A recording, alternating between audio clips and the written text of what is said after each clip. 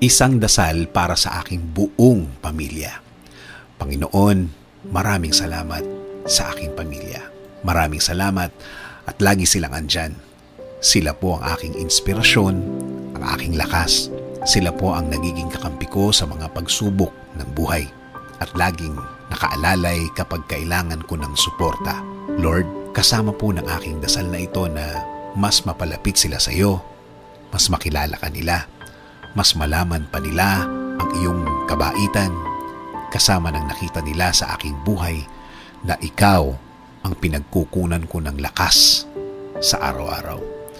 Kasama na rin ang aking dinadasal na tulungan niyo rin ang bawat isa sa kanila sa tuwing kailangan nila ng tulong ninyo, Lord.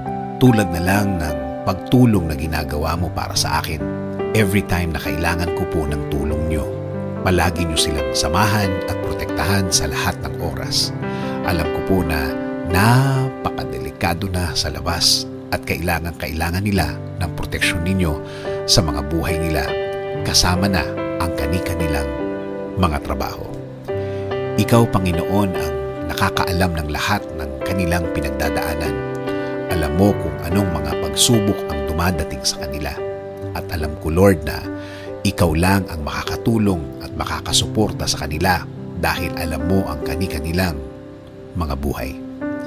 Bigyan mo sila ng talino para kanilang magamit sa tuwing may dalahin sila sa kani-kanilang mga buhay. I-remind mo sa kanila na ikaw lang ang panggagalingan ng mga bagay na ito, mga tulong na ikaw lang ang makakaprovide. Tulungan niyo rin po ang pamilya kong may pinagdadaanan sa kani-kanilang araw.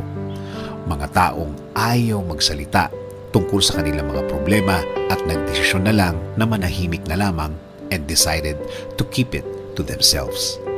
Panginoon, alagaan niyo po ang lahat ng magulang, kapatid at lahat ng miyembro ng pamilyang Pilipino. Patuloy niyo kaming ilayo sa lahat ng uri ng sakit. Ilayo niyo po kami sa lahat ng uri ng masama. Manatili po sana ang inyong peace sa aming mga puso at isipan. Patuloy niyo pong i-guide ang aking buhay. Bigyan niyo po palagi ng direksyon ang aking araw-araw at ng aking buong pamilya. Patawarin niyo po kami sa lahat ng aming kasalanan sa inyo, Panginoon. In Jesus' name we pray. Amen.